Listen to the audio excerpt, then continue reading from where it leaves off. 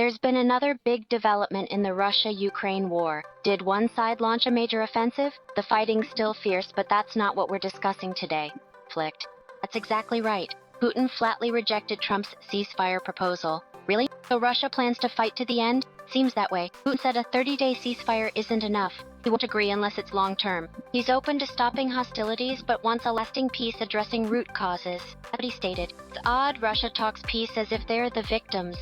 Either way, this refusal is a turning point in the war. This will force America to act. America? Strange that America comes up first, not Russia or Ukraine. Actually, the US and Trump are the biggest losers here. Ukraine likely expected Russia to refuse a ceasefire.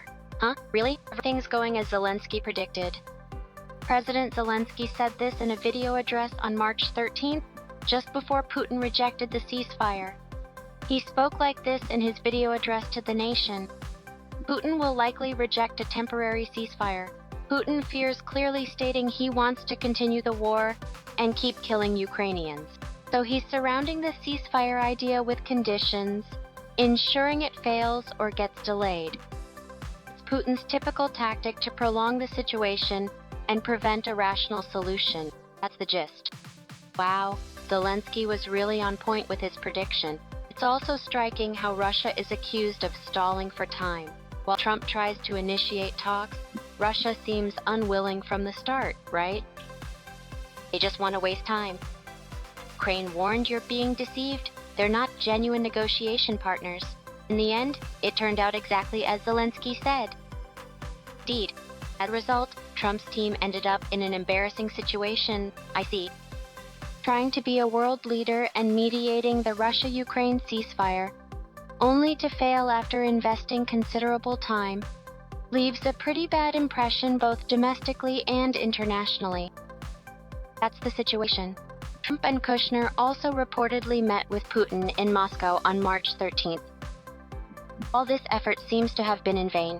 Were you discussing a ceasefire at that time? This visit was part of talks on a 30-day ceasefire proposal in Ukraine. Despite this, did Putin reject a ceasefire at the press conference? It's an increasingly difficult situation for America. Indeed. Moreover, before the ceasefire talks, Ushakov, Russia's foreign policy advisor regarding the American ceasefire proposal, stated it was merely a temporary break for Ukrainian forces and that measures disguised as peaceful actions weren't needed, expressing a negative viewpoint. Seems like no one in Russia is willing to cease fire at all. If that's the case, Trump looks foolish for trying to negotiate. That's how the world is actually viewing it. Recently in the US, Kellogg was dismissed for being too pro-Ukraine, and then Witkoff tried to make moves, but that didn't seem to work out either. Trump was already quite erratic, but since his heated talk with Zelensky, he seems even more lost. In fact, the US has now issued more bank sanctions against Russia after ceasefire talks failed. It's hard to follow, appeasing Russia, then tough on Ukraine, then cracking down on Russia again. That's right. Trump's actions are unpredictable, with no clear convictions or strategy. Certainly. By the way, what exactly were those bank sanctions against Russia? Simply put, almost all major Russian banks, the central bank, and Moscow Stock Exchange have been placed under complete international isolation. That's quite a situation. Almost all? Isn't that pretty bad? Yes, about 95% of Russian banks can no longer conduct international transactions with other countries. Until now, some banks could still find ways to evade sanctions, but with these new measures, even those loopholes have been completely closed. It seems the Russian economy might be approaching checkmate. With such strong sanctions now, no country needs to risk buying from Russia anymore. This essentially means Russia has completely stopped exporting oil. I see. But back to the point, the US moves are just as unpredictable and concerning as Russia's. That's right, they're flip-flopping on various policies related to the Russia-Ukraine war, and it's impossible to predict what they'll say or do next. Some experts even say it's pointless to analyze their actions. That makes sense. However, they've had one major goal up until now, and now that ceasefire negotiations with Russia have completely failed, the US and President Trump need to make a new move to maintain world leadership. Specifically, what actions do you think they might take? The most realistic option that comes to mind is increasing military support for Ukraine. If a ceasefire isn't possible, the only choice is to push Russia to end the war decisively. As a world leader, there's no easy way to end the Russia-Ukraine war. That's right. But as Trump during the 2024 presidential campaign, he pledged to swiftly achieve a ceasefire in the Russia-Ukraine war. Is it really a public promise? Then he's got to follow through by any means necessary. That's the situation. Initially, he said he'd achieve a ceasefire within 24 hours of taking office. Then at a January 7, 2025 press conference, he said 6 months would be fine. He's basically shifting his goals, isn't he? Today, in 6 months, these changing timelines are making a bad impression. Giving up on a ceasefire to support Ukraine against Russia instead would likely face severe backlash both domestically and internationally. That's why future developments have become completely unpredictable.